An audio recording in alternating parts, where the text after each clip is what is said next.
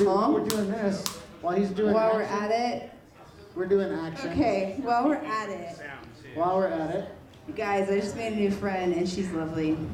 I just want you to know that. That's what Nerd Night does, is it makes us friends. It makes new friends. And I want you guys to know that I got my picture with Scott Williams' dog. Oh, Ruby. Ruby is a star in and of herself. Yes, she is. She knows it though too. Oh no, she's a bit of does. a diva. I noticed today on the square there wasn't a person that walked by that wasn't like, can I? You're exactly right. And she was like, Please love me. yeah. No. She's like, no. Seriously, no pictures. I'm a beautiful golden. All right. So we're going to do a last segment of the show here, but let's do some housekeeping for Nerd Night. What do we got coming up? Housekeeping. Let's All do right. it. Thanks to sponsors. Thank you to sponsors. First off, we didn't do it. We What? didn't do it. We didn't That's right. do it? And more fun comics we and did. games. Free comics today. That happened. Can we get a round of applause? Woo! Put your hands together. Thank you so much to More Fun Comics and Games. I want to point out that on Free Comic Book Day, the comic book stores pay for your free comic books. Buy their comics. Go in there. Do not, Support just go in local. and get free comics and walk away. Buy your comics. Fuck Amazon. You've heard it here. Spend your money. They yeah, can and go to hell. don't buy comics on Amazon. I mean, whatever. I mean, if you're going to get new comics, get new comics. But if be you're going real. to do it, don't be that guy. Be real. Just buy them not on Amazon. On More Fun. Don't be a Comics and hipster. Games, not Amazon.com. You want to I don't know, Comic whatever. Day. Yeah, and on Free Comic Day, spend money because they pay for those, and that's really cool. Also, what? What do you got? Amazon does not bring you Scott Williams to your front door. Amazon does not bring Squad. I just. Does Amazon bring you Scott Williams? No, Most of they the do time it's not. probably I just ruined that. Yeah. Most of the time it's probably a good thing. Okay. Most of the time. By the way, Amazon, okay. don't steal this idea. So, go to More Fun Comics and Games and be like, hey, can you get me Scott Williams? And they're going to be like, yeah, we got this. They're going to Hashtag come to we your got front some door. sweet swag when this is over. I'll let Tim tell you about that later, but that's Yes. postscript. Also, okay. All right, big things here. Okay, so yeah, we have sponsors. We didn't do it. More Fun Comics and Games. Also, we need to talk about May. Again, Yeah, one more May. time, one more time. Because we're in May. Because we're nerds, and it's Nerd Night, and we're nerdy about things. And we have space software. Getting a full signal.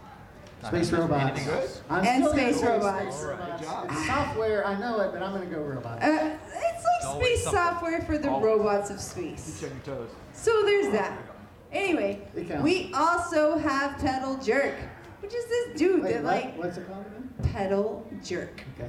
Pedal Jerk. I was just checking. He's just like this guy, and he solders things to pedals and makes musical effects. There's like little circuit boards that go into musical effect pedals, or any effect actually, music, movies, everything. There's these circuit boards, and you have So to Denton DIY. yeah, totally done DIY. Yeah, and his name is Like Matt Chastain, and he's the best. His name's I love that His guy. name's what? Matt with a T. Matt with a T. So Chastain? not Tat, but Matt. Chesty? Chastain. Chastain. Chastain. It's like Shasta, but with an E. Got it now. That Okay? did it. That word, did it. Word to your mother. Now it clicked. We have Adam Rober. Right? Awesome, my better half. I didn't tell anybody that. Well, I don't know better, but who's your other half? Other half. And he's going to be talking about the history. Oh, why'd you have to do that? Because that's true. The history of hardcore wrestling and why it's dead. Exactly. That's why it's dead, Sean. It's because of you. No. It's the first because thing you I killed flexed your tonight. muscles. Woo! It's the first thing I killed. You're Okay, welcome. All right. yeah, way to ruin it. Okay, and then, yeah, so that's pretty much that. So May 23rd, here at the Bearded Monk, right here, right now, we're going to have people talking about really, really, really nerdy things. So, Denton Nerd Night on Facebook. We're all over the Yes! Fabo. Which, Nerd by the Night way, Denton. go forth and call it Fabo. I'm starting that right now. Fabo. Fabo? Yeah, it's like Facebook, but it's Fabo. It's Are you shorter. actually, no, I'm no, starting we're a not, viral we're meme. absolutely not I'm doing starting that. a viral No, no, meme. no. Alec, we've got Pop We're Nerd not doing TV that. here tonight, Please, and I'm God, trying no. to start a viral meme. I'm trying to start a viral meme. It's Fabo, I'm going to and get, it's Pop Nerd TV, and it's are they real. Pono? So let's talk about National Geographic. Oh yeah. Hey Sean, what do you do on a Friday night whenever you're drinking a beer? Well, Lally, I don't know. You know what I do after I do what I'm doing on a Friday night after drinking a beer? I don't know. Would it be watching National Geographic? Darn straight, Skippy. Why would that be? Because they have amazing programs. Have you ever seen sharks? Have you seen tigers climb trees to Wait, eat are raccoons? those the guys that do Shark Week? Yeah. Oh, cool. Who just showed up to the party? Are you gonna ask me who Batman is next? Because if that happens, Allie, Hey, we're going outside. hey Sean, who's Batman? He is the night. So anyway, by the way, You guys get that? I so am. Nerd Night Night. is officially sponsored by National Geographic, and that's Nationally, pretty cool, right? It's true. I can't wait to see a check. Huh? Sorry? Wait a minute, what? Yeah, nothing. There's money here? I love National Geographic for somebody, but we love National Geographic. We do love That's National real. That's not Geographic. Nat parody. Geo, It's so not if you're even- like drunk on a Friday night and out of beer, watch Nat Geo. Love it. All right, Okay. where's your mother? Can I get Thanks for someone being else nice. up on stage Are you now? done now? Yes, please. Okay, Allie, why don't you Okay. go? And let's hand the mic back to two of our guests. First, let's welcome back Woo! comics legend Scott Williams. Welcome, Scott. Yes, Back. Scott. Thank you. Welcome back, Scott. Thank you for continuing to stick around after what happened for the first part of the show. I'm surprised you did just go like, okay, I'm out, but it's... Was it really that bad? No, it wasn't for me. I had a good time. Did you guys enjoy first half of the conversation? So we're going to wrap up tonight. We're literally going to do, I like where your head's at. We are literally going to do like a quick 15 minutes here because I actually want to bring onto stage another factor of this equation, and that is the local owner of our favorite comic book store here in Denton, Texas, More Fun Comics and Games on the downtown Denton Square, who has sponsored Free Comic Book today and also brought in Scott, actually, well, Scott and the entire pack, really. So if you would welcome to the stage Tim Stoltzfus. Tim Fun. Tim Stoltzfus.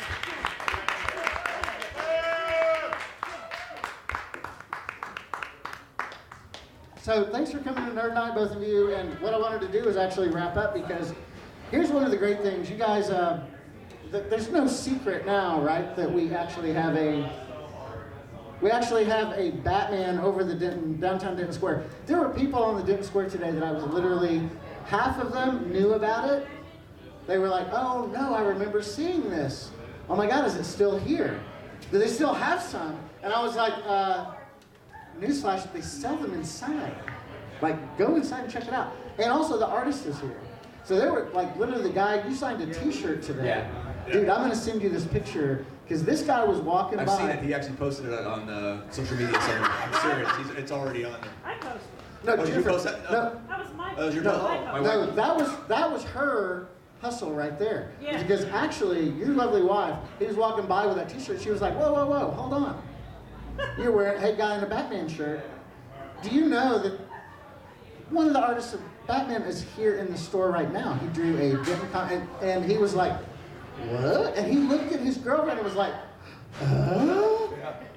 and she was like, yeah, okay, let's go. And the other thing that is kind of ironic, he actually had a Batman t-shirt that Right. Jim and I did. And No, that's right. Yeah, I had no idea. I was like, wait, you did this shirt? Oh my God, you got to Sign the shirt.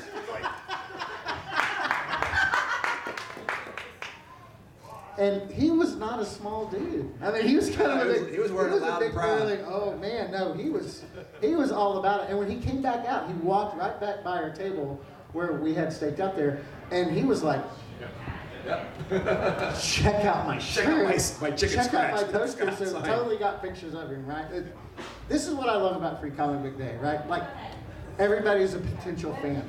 Like literally everybody's a potential fan. Like, he's walking by with his shirt, has no idea. I'm like, one of the guys helped design that? Tomorrow he's going to wake up and he's going to realize, hey, some guy ruined my shirt. This was a perfectly fine Batman shirt before. Yeah, bullshit. He's actually going to frame that, put it in the back of his truck. Or So he split it. drives around Texas and he's like, look, Or, I've got the or shirt. it's showing up on eBay. One of the two. We'll see. No, this guy's a true believer, I can tell. The other part of the equation of this too is like, was like, how the heck do these comic book covers happen? And one of the factors of this is actually More Fun Tim, who he's a very behind-the-scenes dude.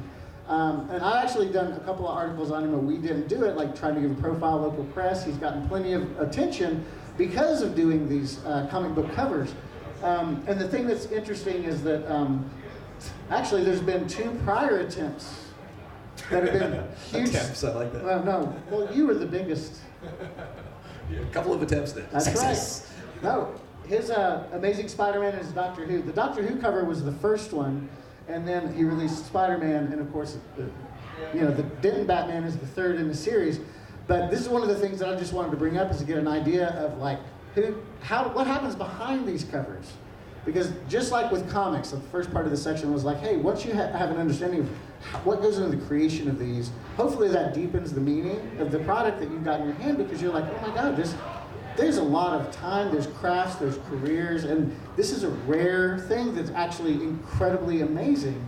But also, just putting it together is also a huge amount of work. So I just want to start off first by introducing Tim and asking him, hey Tim, how did the idea of putting together like covers with, comics characters on them, how did that happen? Like, what made you decide to do that? I wish I had a better answer other than saying it was a matter of comics are about icons. They're about visual presentation that grab your attention, that connect you to a place, a character, an idea, and when I don't know how to, I don't have a moment I can pinpoint. I just, at some point I was like, realized that a lot of Denton's identity, the people who live in Denton, is very connected to the downtown area, the courthouse. People in Denton are very proud of Denton. We love Denton. We love talking to people outside of this town. Well, this is Denton, Texas. About so being like... Denton. Yeah, I mean, it's an identity to be part of Denton. And what can you do with that icon that connects people to the icons in comics? I would say, to me, at some point it just melded in my brain that putting 2 icons on a cover together made sense. It's an awesome team up. And getting people to enjoy something they really love in their hometown, but also something they really love in pop culture that they identify with. Putting those 2 things together, I thought, was a really potent combination that people would connect with. And something that makes it a little extra special this year too, not only is it an anniversary for Image Comics, this is the anniversary of Tim actually starting his store in Denton. This is 15. This is the 15th year you've been in operation. Right, 15 years. So, there's a little extra added sweetness too, because dude, Denton 15 years ago, not what Scott's showing up to today to see. Fry Street, anybody? Yeah. Fry Street, anybody remember Fry Street? Fire, there was a fire. No, but it's a different town, and I remember like running into Tim whenever I first came in to do the superhero class and wanted to work with a local comic guy, and you had the storefront that was down there on Fry Street, and I would walk in and it was like, whoa, this place is for real, but it's also comics. And now you're on the square. Now you've got a great, no, I mean, you really have grown too. You've grown with Denton, and part of that I think has to do with you actually also investing in Denton. Like, because this is loaded with risk, right? Yeah, and when you talk about risk, I can't lie. Getting through what happened, the events on Fry Street, which anybody who's watching this is not familiar, just Google it. It's easy enough. Just Google the fire of Fry Street. There was a fire. Yeah, I didn't get a chance to tell you about this, but it was like the 2008 to 2011 period. We were about a mile down the street, and there was a turnover in the neighborhood, and it was kind of what's the word? Traumatic. Yeah, It was traumatic. Yeah, It was very traumatic. Yeah, traumatic to the community. But out of the ashes of Fry Street rose the square. The square was a lot quieter just a decade ago, but a lot of people, What happened was the community migrated. It found a new home. It founded a new voice. It made the square more important in some ways, I think, because a lot of people that had taken a lot of the Fry Street, which was close to the campus of UNT, for granted, when there was an entire block disappeared in a fire that they've been trying to historically preserve, and now there's a large student apartment there.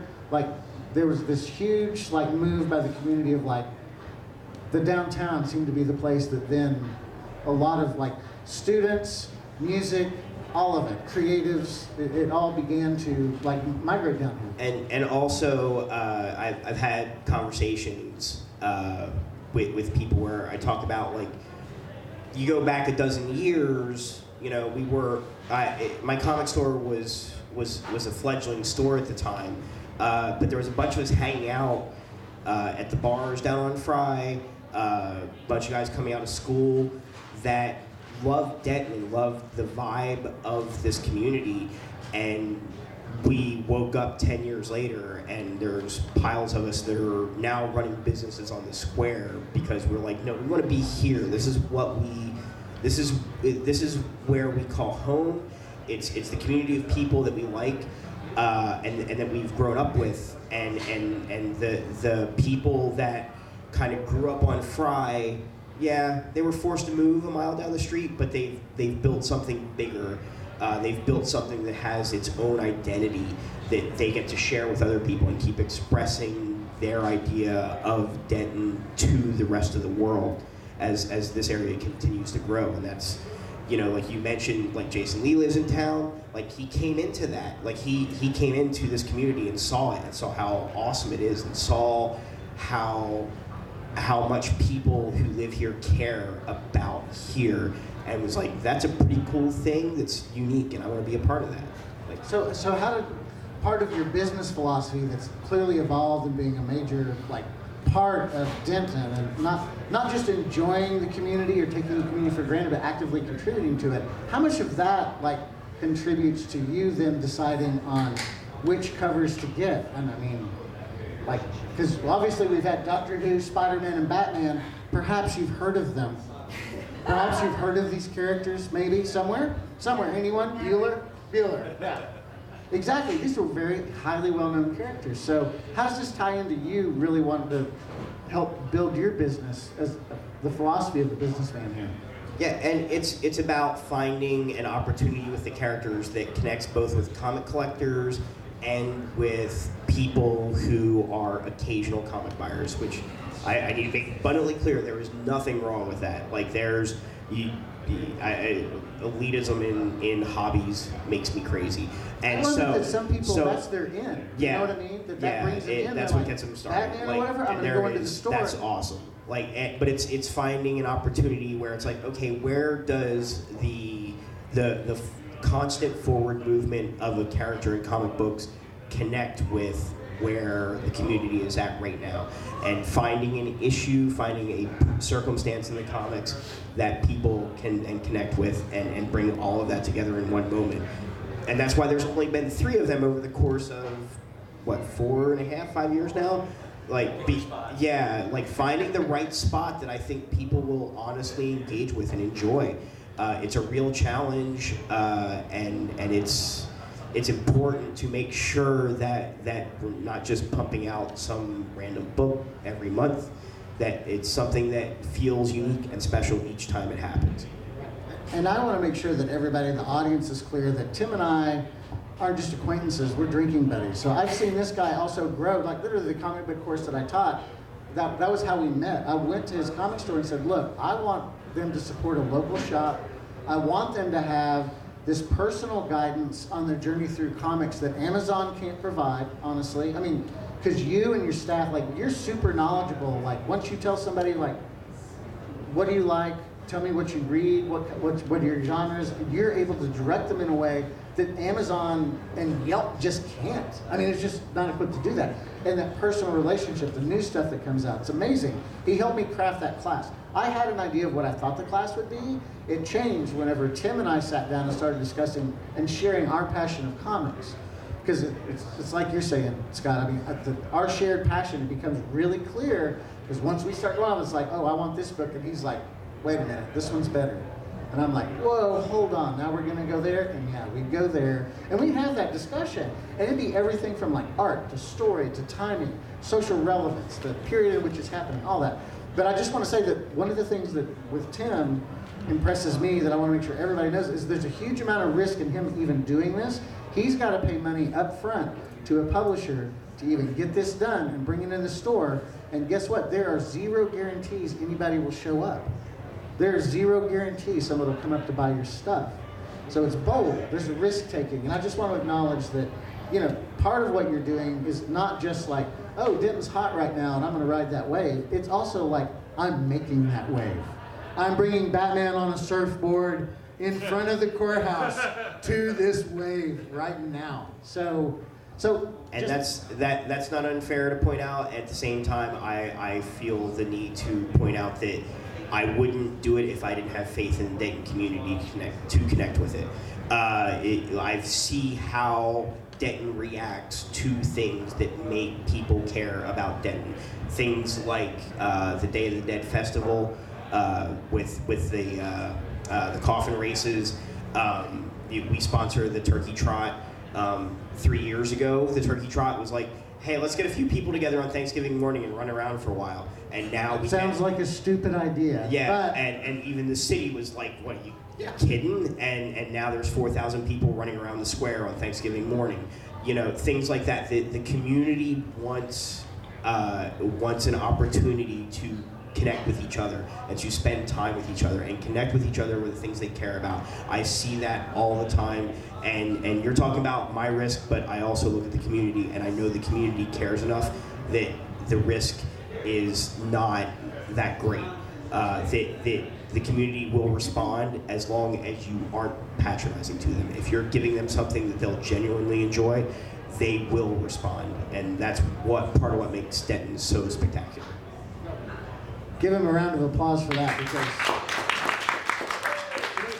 he was actually invited to a diamond distributor to actually talk to businesses across the country about what makes his business work the way it does. And to me, what you're hearing tonight is a masterclass, because what he's been able to do with his store, turn it into this, is integral to that. But it's not a gimmick. He literally does this. So let's move to talking about the Batman cover, because you guys put together something really special here. Tell me what the collaboration process, how did it start, Tim? And then Scott, pick it up from where did you get it? The short version is, you mentioned going to a Diamond Summit a few weeks ago. There's retailer conferences that happen at least annually, sometimes every 6 months. And through those, I network with people at publishers and spend time talking to them about ideas. And I've been talking to DC for a couple of years. Basically, once the Doctor Who book clicked and I knew it was a thing, I started bugging people I knew at DC, like, hey, I want to do this, I want to do this, I want to do this. And it was just a matter of finding the timing. And it's got to work with the property too, right? Yeah. I mean, it can't feel forced. I mean, that's something going on. So we're going on about now 27, 28 months ago. Rebirth hadn't been officially announced, but I had friends that were at DC that were saying, hey, we have something coming up later this year.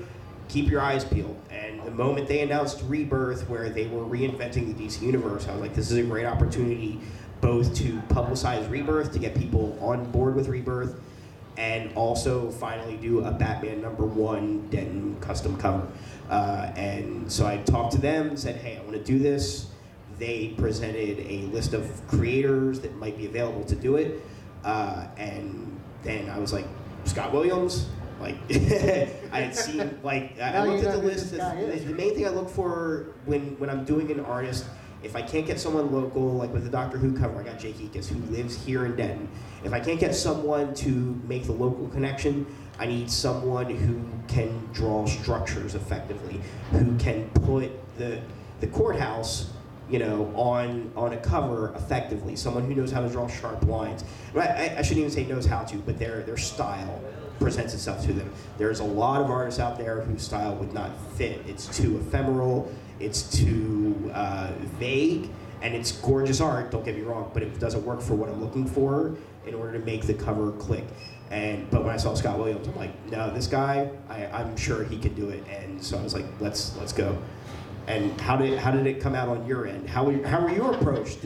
How did they call you? Or shoot you an email? Like, tell that story. I wish we'd had this conversation before I started.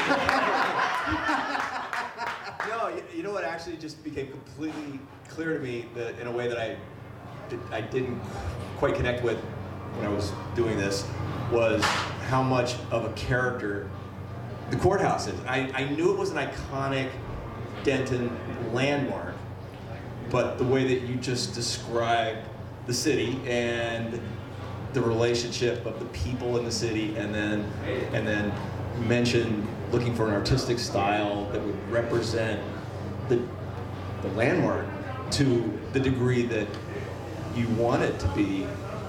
You're talking about character. It's like Yeah, you're talking about a character. you're talking about a character. I mean, I thought it was. God, No, right. I felt awful. No. I thought I was doing Batman and a landmark, and actually, no. It's like this is like deep, man.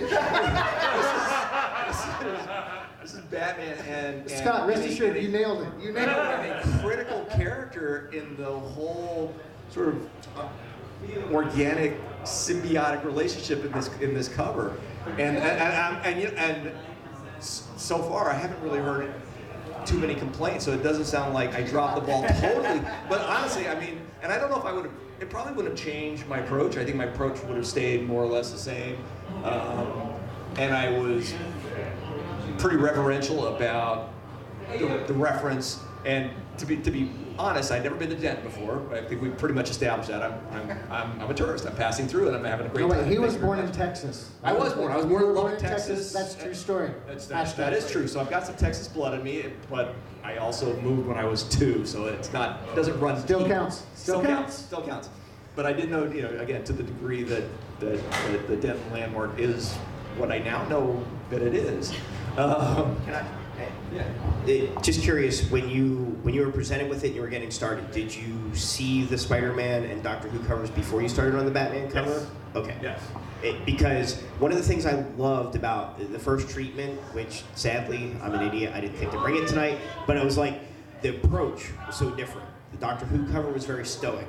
The Spider-Man cover was very action-oriented. Yeah. The Batman cover, gothic was the word that came to mind. And I loved the fact that each one has its own flavor, and so that's like, because you're talking about like creating a character, and that was one of the things I loved about your approach to the design, was to have it be distinct from the other two that had already happened.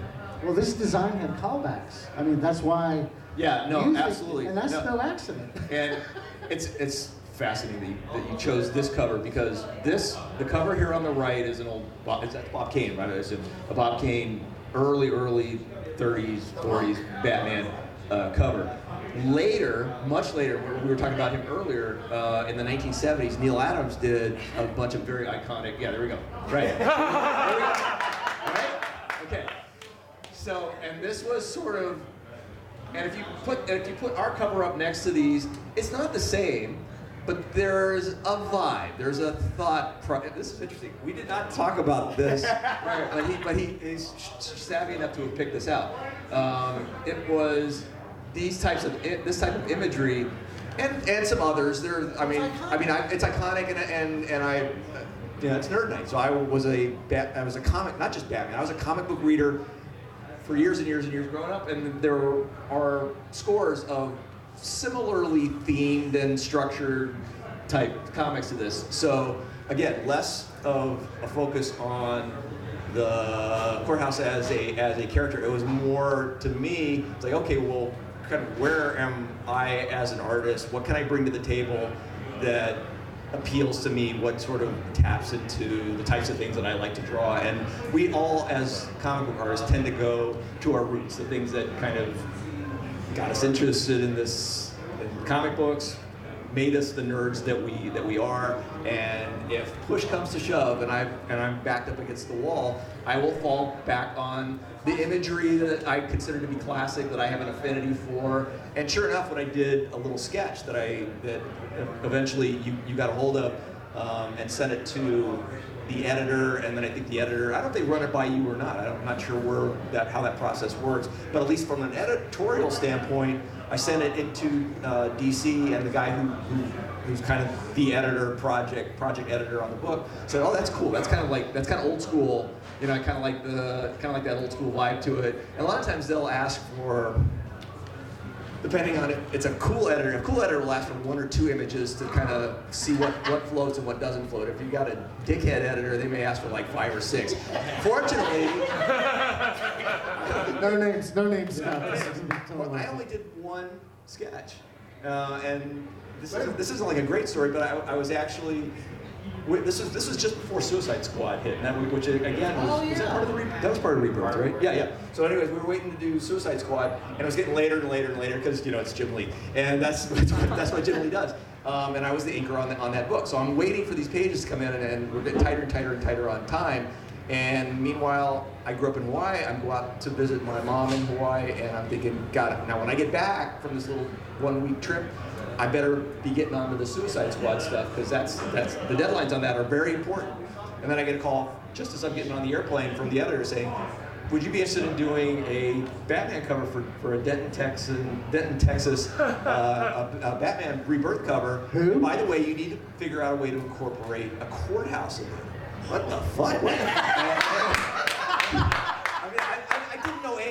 I didn't know anything about you guys. I didn't know anything about the courthouse. It was just kind of a weird little challenge. I go, yeah, and I'm talking to the editor, thinking, now, I'm waiting on these Suicide Squad pages from Jim. They could be coming in at any time.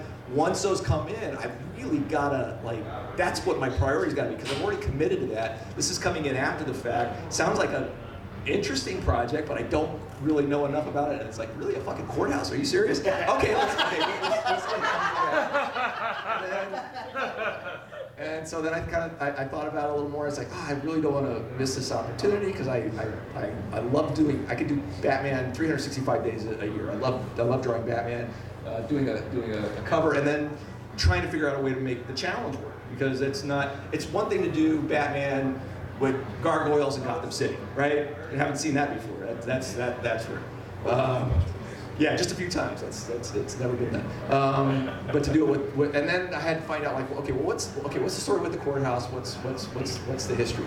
And got a little bit more, and they sent me the Spider-Man and the Doctor Who cover, and so it's like, okay, well, there's precedent here. Okay, this is interesting. And I knew I didn't want it to look like those covers. It had to look different. And then again, that's where I started falling back on some of that classic imagery. But honestly, I was, depending on the day, I was this close to bailing on it, because not because I didn't want to do it, but because I was so worried about that Suicide Squad deadline. And my wife knows more than anybody, I freaking hate deadlines. It stresses me out. It causes mental anguish, physical pain, the whole 9 yards. And if I can get even an extra day or 2 on my deadlines, that's good for me. But now, just a little inside baseball from breakfast. Wasn't at one point your wife Jennifer? Wasn't she Denton, Texas? Yeah. I know that. Yeah. I know that place. Did that add extra pressure? She's not as geographically challenged as I am. So yeah, she knows a lot more about a lot of things than I do. So it wasn't really a big stretch that she would know something about Denton, Texas than I would. But no, I did kind of come close to going, man, I should probably bail on it. And then, but I said, well, I'll just sit down and just draw a little something and see if it comes out. And I did 2 or 3 little versions of roughly the same thing that you eventually saw. And I go, well, that's kind of cool, and that sort of fits within the wheelhouse. That's in the wheelhouse of the type of stuff I would like to do anyway. So I was just drawing for myself. I would draw something like this. It may not have necessarily been the Denton Courthouse. It might have been Gotham City, but the layout and the imposing sort of symbolic aspect, larger than life aspect, iconic aspect of Batman, that appealed to me as far as something to draw. But, the missing word here, whenever an environment is a character in a story, it's called atmosphere. Well, and I've had trust me, thousands of conversations with people and fans at shows and conventions about doing Batman, and they always, and a lot of times, you know, the last one, like, what's the coolest? Because one of our better runs that especially Jim and I have done was the Hush series, and they asked, you know, why was that successful, and or why did you enjoy that so much? And I said, because it's got a couple of great characters in it. One was Batman, the other was Gotham City. Gotham City in and of itself is a character. It's much more interesting. Sorry to Superman fans out there, but Metropolis is way less interesting to me than Gotham City, because I like Superman. Don't get me wrong, but Now it's on. Yeah, I know, right? Gotham City has iconography that's been around for so long, and it just from a technical standpoint, it's grittier, it's darker, it's got gargoyles, it's got smoke and fog, it's got grimy, rusty sewer pipes. It's got stuff that's just kind of fun to do. And you do it all by just kind of like drawing it and inking it. Whereas Metropolis is a sparkling, sort of shining city on the hill. You break out your French curves and your templates and your straight edges and make everything gleaming and pristine and perfect. And it can be an effective storytelling tool, but it's kind of boring to physically do as the artist. And it doesn't have the same kind of character. And much like the Lego Batman movie, where Batman talks about darkness being so cool, whereas a comic book artist, darkness is very like more appealing than, you know, the light on the shining hill. So. But that's also what's incredible about like the project that, of course, you're doing here, is that you're also kind of going full circle back to your roots as an illustrator, because the big challenge, and this isn't me, somebody much smarter than me, I think it was Eisner, talked about, you know, a penciler begins with a blank world to create, but someone who's coming in to ink, to color, they literally are filling it out. They're giving it texture. They're making that world live. And so it's interesting, like for projects where you start with your own original, like you're literally staring at the blank page, getting onto, you know what I mean? Like you're getting on the airline going like, what the heck is this gonna look like? But then you've also got to realize and like pull it through. And so suddenly all that comes full circle. You are now like completing the cycle where you've got a theme, and it's just amazing to me that, you know, you wind up with a product that winds up becoming something that, again, like Tim says, it's both iconic, but it's a fresh take. It's different than what's done before. And it sort of satisfied multiple needs. It satisfied, I think, from almost strictly standpoint, an editorial need that Denton had as far as representing its town and its iconography in a way that you liked, that you found successful, and it was satisfying for me, and then I got to draw, you know, roughly the type of stuff that I like to draw anyways. So you grew up a Batman guy too, right? Absolutely. To my core, I'm probably more of a Marvel guy. I like both DC and Marvel and all kinds of other things too. But as far as like the big two, I was probably, if you checked out my DNA, there's probably like more Marvel chromosomes than DC chromosomes. But nobody does that test, by the way. Yeah, everybody's okay. It's not so far. It's private. But and being able to do justice to DC's most iconic character and sort of tie it in somehow with the Den iconography. It was, I think it was a successful merging of the two. Well, we agree. That's why we had you here. And a lot of Scott's original work, and again, accomplished illustrator in his own right. I don't know if you guys were able to see some of his work up at the store. Definitely look at it, because, again, the stuff that you do is just absolutely amazing. So thank you to both of you tonight. Give them a round of applause.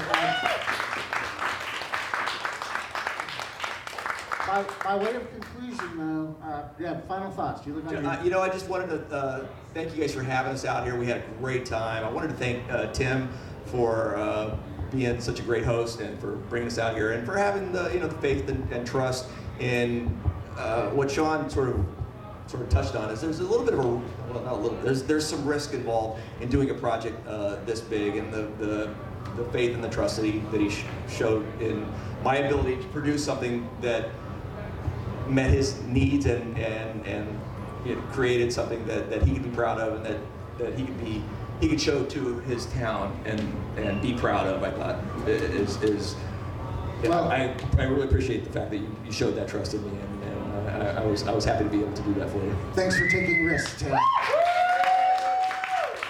we've got something for you, because we can't have you come here and not be able to have a little memento to walk away with.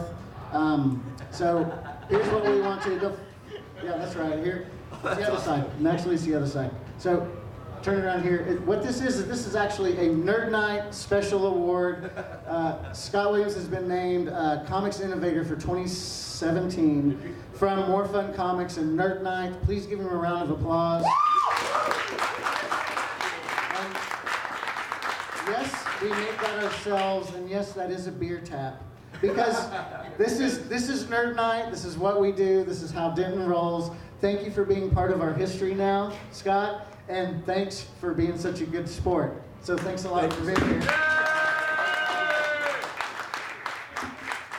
So that's a wrap for Nerd Night. Check out Nerd Night on Facebook, check out Pop Nerd TV on the fucking interwebs. Sorry, you can beat that, right? Yes. Also, we've got, thank our sponsors again. We want to thank More Fun Comics and Games, who are clearly fucking awesome. We want to thank We Didn't Do It, and of course the Beard and Mug for getting us liquored up. The Top Nerd stuff. Allie, do we have other things? Scott, is that your most prized possession? It's now. Now, yeah. Are you gonna put it under your pillow? Oh, it's. I know, I'm being going creepy right in now. its special place. Okay. Special place. I don't even really want to know. No, I'm not even gonna ask. Just Okay. try. Cool. All right, moving on. No, I mean, other than, I don't know, Sean, what do you watch on TV every Friday night whenever you're drinking your beer? I like to watch things after I watch National Geographic. Oh yeah, National Geographic, that's right. Okay. Besides that, I don't know, Netflix?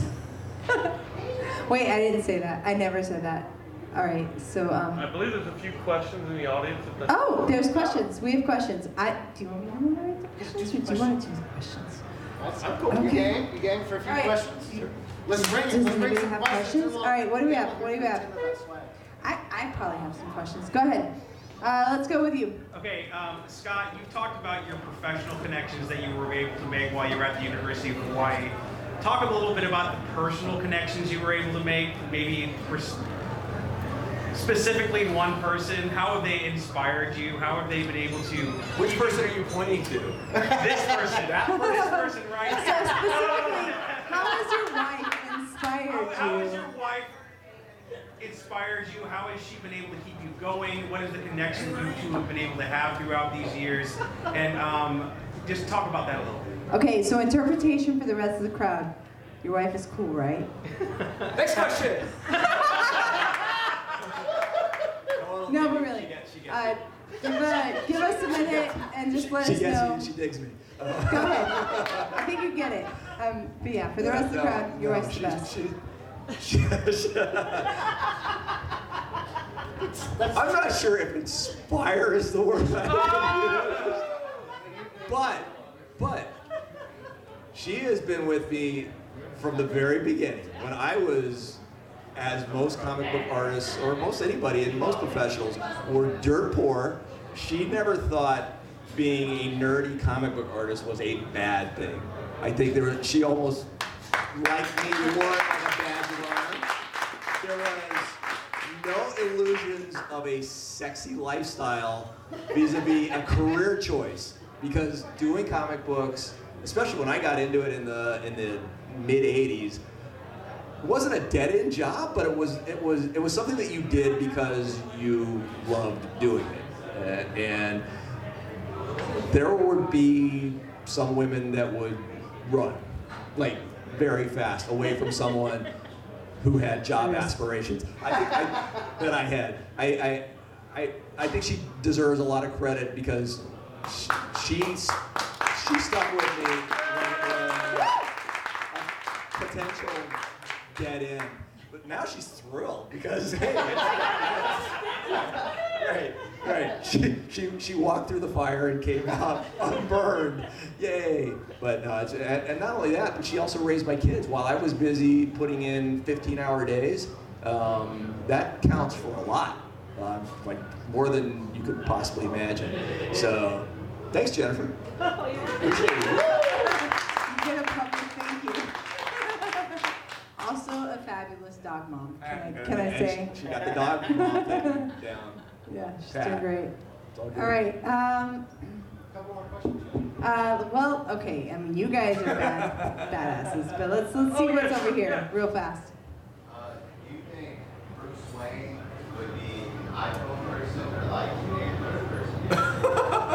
I didn't get that. Did you Would guys? Bruce Wayne be an iPhone person or an Android person? Oh my! Oh, we're starting it now, are we? How could you?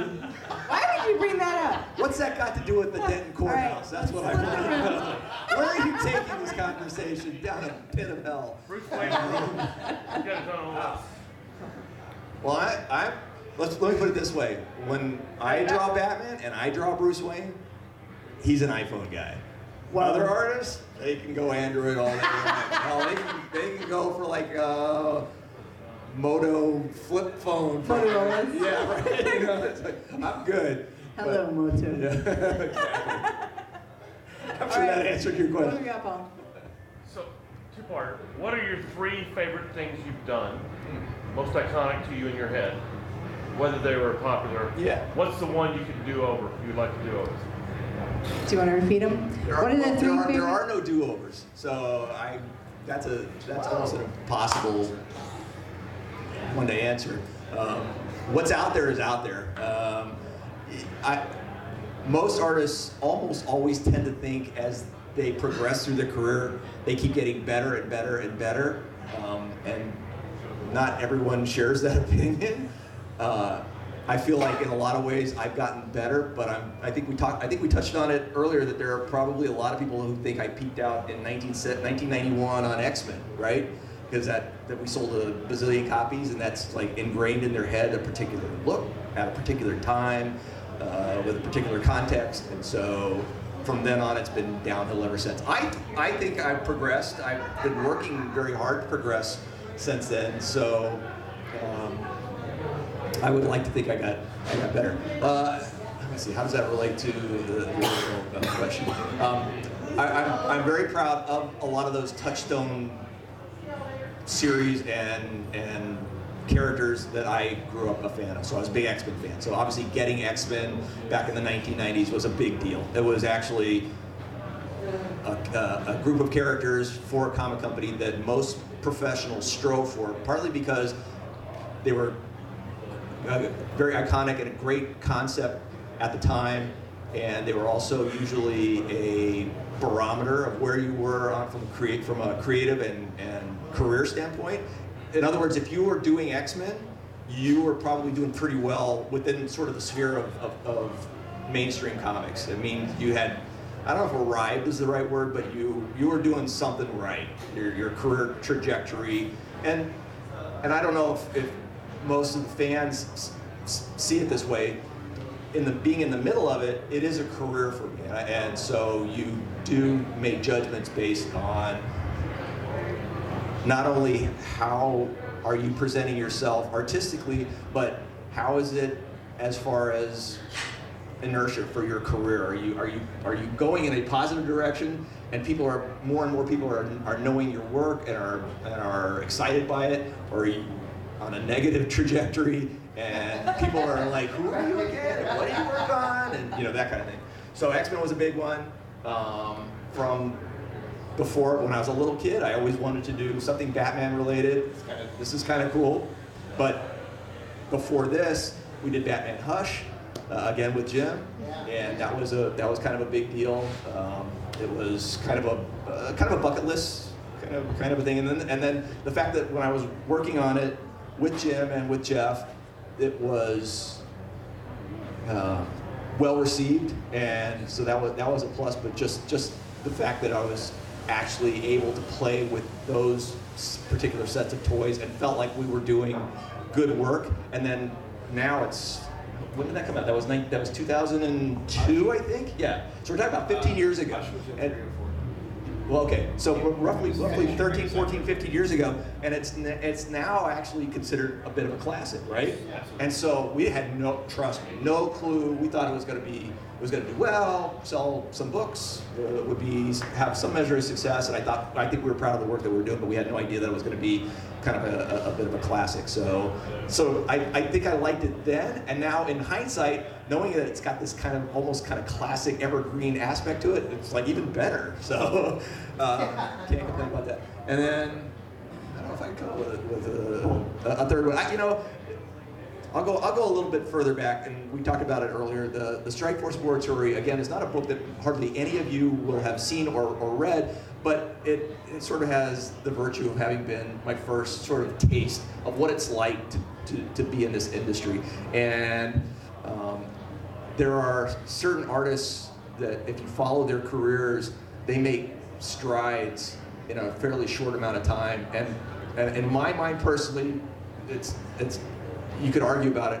I made a lot of strides in understanding what it was like to be a professional, and also the quality of my work. From the first issue, I think I lasted 18 issues, and somewhere in there I actually penciled and inked a whole issue myself too. So that's actually there's not many of those out there. There's some covers and there's a few stories, and that one is, I think that's still to this day stands the test of time as being the only complete issue that I ever drew, because part of the reason I don't draw comics is you have to be incredibly efficient with your time, and I've never been particularly fast. You give me enough time to do something, I can do an adequate job of it. But the amount of time required to do a whole comic, a 20-page comic, the guys who can do that, it's like, hats off to you, because that's a lot of work, it's a lot of creative energy, and I've just never been able to master that. And at some point I kind of realized, you know what, some guys are good at this, some guys are good at that. I seem to have a knack of inking other people, and everybody seems to be okay with that. And in the meantime, I can do some special projects, whether it's a cover here or a short story there, and that way I kind of can scratch that itch. But I think where my bread is buttered is probably with inking comics. All right, one more question, and then I have a question. Okay, yeah, over here. So you mentioned about some artists you would probably never want to ink over. Yeah. Is there some artists that you would love to have a collaboration with that you just haven't had a chance to? Yeah. There's two that both of them have kind of come close, and it's just never happened. One is Frank Miller. Now we worked together. Him as the writer on All-Star Batman and Robin. But Frank Miller's probably my all-time favorite creator, just because singular vision, really powerful. He's not, I think he would even admit, he's not the greatest draftsman in the world, but his storytelling ability, his iconography, the immediate read of what's going on in any individual image, and then the types of stories that he chooses to tell are some of my favorite stories ever. Everything from the Daredevil stuff and Born Again to the Sin City to 300. That stuff is just some of my favorite stuff. And I kept thinking at one point when we were doing All-Star Batman and Robin back in the mid-2000s, he was doing variant covers for that series, and I really should have asked editorial if they would let me get my hands on one, but I chickened out. I basically didn't have the guts, because I suspect, because at that point, and it had been for years, Frank had only inked himself, other than Klaus Janson, right? Just ask Klaus to let you do one. Yeah, I know, right? But yeah. And so I flat out chickened out. So Frank's one of them, and I don't know if it would still be a good mix, but at one point in the early 90s, I thought I could do something interesting with Mike Mignola. And I never got a chance to do something with Mike Mignola. I still think I could probably do something. I think I could do something interesting with both Frank and Klaus. It may not be exactly right, and I may fall on my face, but at least I think I have a fighting chance on this. Like Wrightson, no chance. I'd crash and burn right out of the gate. Like Frank Frazetta, crash and burn right out of the gate. Would never have a chance. But those two guys, I think. It'd be different, it might not work, but I'd give those guys a chance. So those are my two. All right, we're gonna give one more. So kind of going back to how he joked earlier about, getting beat up with comic books as a kid, like as someone who was born in like the mid '90s and kind of growing up in the animated series and now the live action films of the 2000s, like comics have always kind of been for me kind of getting into more mainstream. So I was just kind of like, what is your experience like kind of being with the industry for so long, like just like seeing the industry change from kind of very niche and obscure to now like really mainstream, and we have so many blockbuster movies coming out of it. Yeah, I don't know if I have a coherent thought on that from the standpoint that when it was sort of unfashionable to be a comic book fan, which is when I was a comic book fan, I had enough other friends around me that were also comic book fans. Yeah, they were sort of my fellow nerds.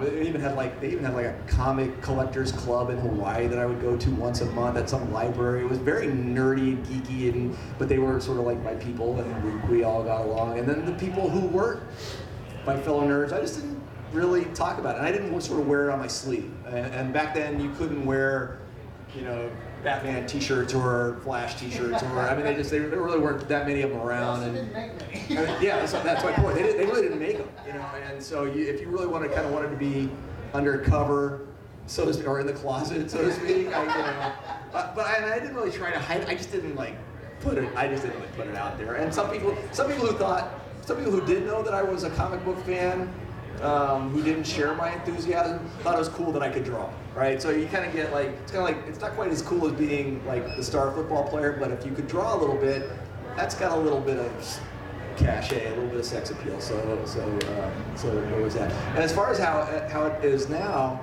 I mean, it is so pervasive and ubiquitous that, and I'm not the kid anymore. So I don't have those same insecurities, so it doesn't really affect me, other than the fact that I can observe that it's happened. It's like, wow, the cultural landscape has changed from TV and movies to comics and stuff, and nobody bats an eye about it anymore. But it doesn't impact me or my kids very much. So to me, it's just sort of like something to note, and that's cool. But I was never traumatized as a kid, so it's not like this victory that we have somehow passed through this horrible time and barrier that we can celebrate. I'm sure for those who did get beat up on a regular basis for being the nerds that they are, then it's probably a good time for them. For me, it's it's like just another era. All right, and I have one more question for you. Oh, go ahead, Tim. I have a really specific response to that question and what Scott was talking about. And Sean's heard me riff on this. You were talking about T-shirts. As someone who very distinctly remembers wearing an Excalibur T-shirt to high school in 1992. If you don't know what Excalibur is, Google it. Chris Claremont and Alan Davis. It was an X-Team offshoot book. The Thing, and I also, I remember to this day, going to movie theaters in the early 90s, at 5 o'clock in the afternoon to sit down and play what passed for board games before a midnight screening of Batman Returns, before that was considered how you release movies. We were weirdos. And the thing that I try to impress on the younger generations of geek culture is we won, okay? In the words of Sean, bleep this, we fucking won, okay? The number one rated TV show of the last 10 years, as much as I hate it because of its condescending nature, is based around nerds. The number 1 through number 10 movies every year are superheroes and comic book based culture. We won the pop culture war. It stopped, it is now, and when I say that, it is time to stop acting like we are being some kind of oppressed victim, okay? We are at the top of the heap. We are creating the zeitgeist moving forward in our culture. We're creating the most important stories that affect the youngest people growing up, and we have generated this. The passion that I had as a teenager in high school has taken over pop culture, and it's created a world that the thing that young people, and when I say, and trust me, I'm not denigrating the younger generation. I was having this conversation with Scott. Yeah, tell me. But we were really excited about a shitty Judge Dredd movie with Sylvester Stallone. Okay, we were like, oh man, they're doing a comic book movie. Let's go wait 2 hours to watch Judge Dredd. Oh my God, what the hell did we just watch? We were just excited. Now there's a dozen movies a year that are actually good and entertaining and well done and engaging. We won. So when you're talking about that's the biggest thing I try to say is like, look, we're at the top of the heap. There is no victimization anymore. There is no oppression. There is no bullying anymore. We're at the top of the heap. If anything, people are jealous of us. They're trying to, they wish they had as good a grasp on our passion for life as we have, because so many other people wish they cared about anything as much as we care about baby Groot. Okay? So we won. Grab it by the horns and love it. Your love, your passion for this is why it's such a big deal. And do not shame yourself. And what Sean said, this was built on inclusivity from the start. The whole idea, one of the reasons I started my stores was I grew up, and the comic store for me was where I went to be with people who connected with me, who wanted to be around me because I cared about the same things that they did. And the idea of elitism and like your Batman isn't as good as my Batman, fuck that. We both love Batman, and that's what counts. It's all about the passion and the caring about something that we find artistically valid to ourselves and spreading that to other people. So in short, this question, I was just like chomping at the bit. I'm like, this matters a lot to me. We won, and I don't think enough of nerd culture grasps that. We have won the pop culture awards, period. And it's time to now take that power and what are you going to do with that? Once you are at the top of the hill, are you going to use it to? Good or for people? Yes, exactly. Responsibility, right? Yeah, like are you going to do something productive with it, or are you going to be a whiny little asshole? I prefer the former. That's it. All right, so thank you, Tim. You are fabulous. You're a bad motherfucker, and I was thinking suspicion that nerd culture will be a bad motherfucker. So don't worry about it. But thank you for that. Last question for Scott. Who are you reading right now? This might get me into some trouble. I know. I did that on purpose. And I'm not alone. I'm not reading a lot of comics right now, and it's been something that's been talked about for years at my house. Every once in a while, I'll get into like a bit of a comic book kick, and I'll either read new stuff or I'll read some of my favorite stuff.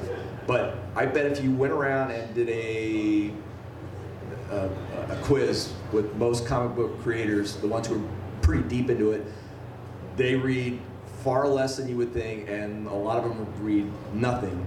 And to a large extent, it's because they've gone from being fans to being professionals, and it's a weird little line that you straddle. You can still be a fan of the art form, which I will forever be, and I'm still a fan of comics and the art form and certain comics, especially if they're well done.